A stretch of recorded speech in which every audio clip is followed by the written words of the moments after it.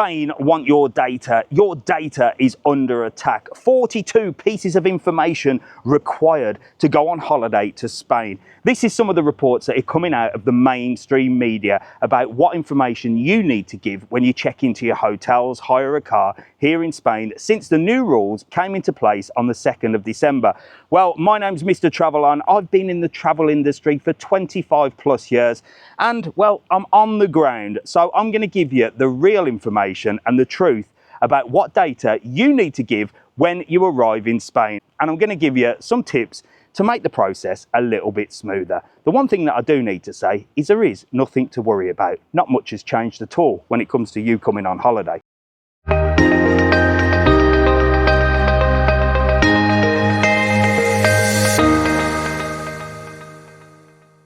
So on December the 2nd, there were new rules on what data the hotels, car hire companies and the private accommodations need to collect when you arrive. These are just for security measures. It has always been a case that the police need to know who is in these destinations. And it used to be the days where you used to hand your passport over, you go and check in your room and you come back and pick it up a little bit later on and the reception had entered all of your details or they made a copy. Well, you can't do that anymore. So what has changed and how is it going to affect you? So what data is actually required? Well, some people are saying there's 14 pieces of data, some are reporting 18, some are reporting 42. There's all different numbers flying around, but it's very, very simple. So your first name, your last name, your date of birth, your address, your email, and your telephone number at the moment seem to be the only thing that is required. So one thing that I always do is ask real people on holiday. I mean, there's no point in me telling you what the news is saying and what the information is online. It really is better to speak to real people. So we're going to hit the streets and see if we can find anybody on holiday that has recently checked in and see if there's any changes whatsoever. Right then, so as always, I like to meet real people on holiday so they can give you their experience when it comes to things. So you guys, what are your names? Janet and Phil. So Janet and Phil, where are you from? Stockport. So you arrived yesterday. So when you arrived at the hotel, what other information that you don't usually have to give did they ask for? Well, she gave us 2 forms to fill in, and Janet being lead traveller, she just had to put her email address down and telephone number. And the address. And the address of where we live. But they know that anyway. But the only extras really were the email address and the telephone number. Okay, so did you see was there a big queue when you checked in? Not when we checked in. No, it's completely normal. There was only a few of us got off the coach at the time, but it was no hassle whatsoever actually. And what about when you've been walking around the hotel seeing people check in and stuff? Have you seen any big queues at receptions? Oh, none at all actually. And did you know about the changes before you arrived? Did anybody let you know? Yes, because we've come for Jet 2 and Janet's lead traveller, so you got either an email or a text to say that there's going to be big queues when we got here because of extra form filling to be done. But it was absolutely fine. We thought it might have been at the airport, but the airport was a breeze. The checks through the airport were all fine. We breezed through it all, got to the hotel, no problems whatsoever for us. Happy days. So there's not much for people to worry about then? No, I wouldn't have said so, no. Brilliant. Well, thank you very much. All that's left to say is enjoy your holiday. So the real question is, why is everybody flapping? Well, is it because it's your personal data? Not really. I mean, most of that information has been given when you book your holiday anyway. So there isn't much for you to worry about. But the issue is the time it's going to take for the hotels and the car hire companies to actually get this information, because it's going to have to be written down. So I've got some handy hints and information that could speed this process up, but there is going to have to be some investment in technology for the future in order to make this go smoothly. Let's talk about it. Now, it really does depend where you come from, because different countries have different forms of ID. Some places have a passport and a digital ID card. Let me know in the comments where you're from and do they have digital ID cards.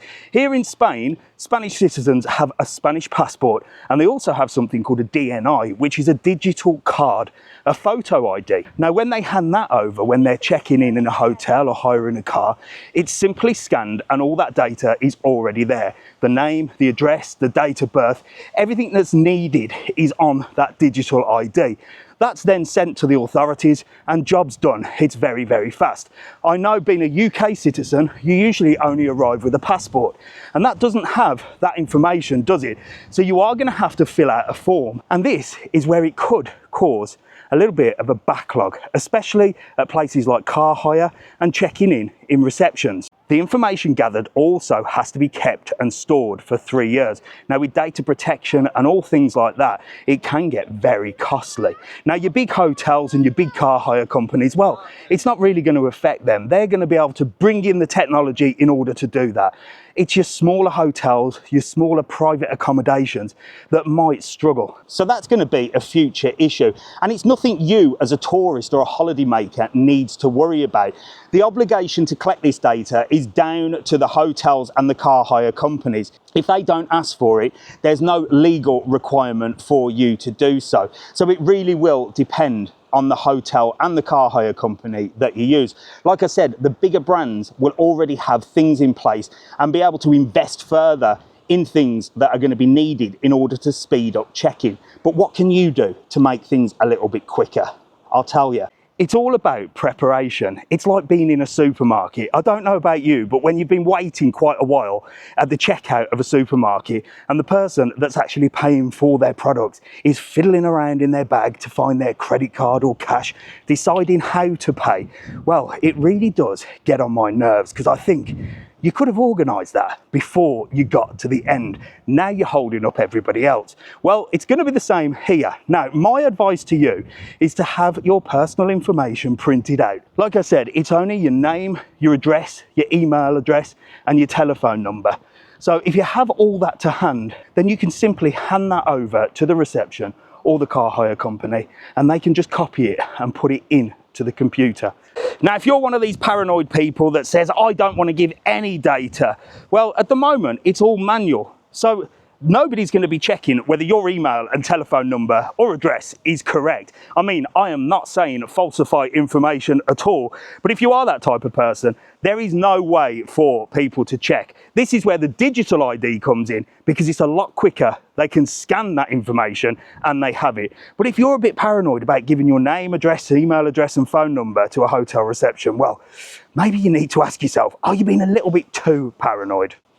Now, I get hundreds of messages a day from people asking me about travel in general, because it's getting a little bit more complicated, isn't it? And I can't see it slowing down. I think the world has changed so much with recent events that travel now is becoming a little bit more stressful. Now, I do think there is a future with technology, and I think it will all settle down in the end. But as we go through that transition, you are going to have to deal with queues, with different rules and different regulations. And so many people are asking me about ETIAS and all sorts of long words that even I don't understand. So let me try and keep it simple for you. That's another video, by the way, so make sure to follow this channel. But let me tell you what I know so far.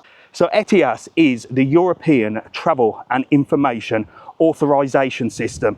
I mean, that's a mouthful in itself. And this is coming into effect next year. This essentially is like when you travel to America and you have to fill out one of those forms for a visa if you're not part of the EU.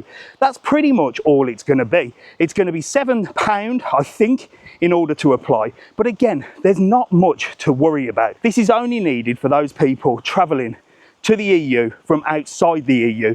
So that would include the UK and Northern Ireland. Now, I will do another video about ETIAS and the Schengen zones. I don't even know how to pronounce that word, but it is all bureaucracy and big words that can sort of be a little bit overwhelming. Even for me in the travel industry, I've never heard of some of these words, but we will cover that. What I'm not going to do is repeat what is in the news, because we know the news likes to scare you a little bit about travel. I don't know why, but they just like the headlines, don't they? So I will give you some proper information as and when I know exactly what's going on. So if you do want to know travel information without the big words and without the BS, and from somebody that's actually full-time in the tourist industry, then consider subscribing to this channel, because I will bring you the real, shall we say, idiot's guide to travel, because I am a qualified idiot for sure. So the real question is there anything for you to worry about when you're traveling to Spain? Well, the real answer is no, not really. So let me summarize and let's put your mind at rest. So there you go. First of all, please stop listening to all the drama that's publicized in the mainstream media. There isn't a lot that's changed, and the information that you need to give, well, let's face it, it's the same information you have to give to order something to your house from Amazon.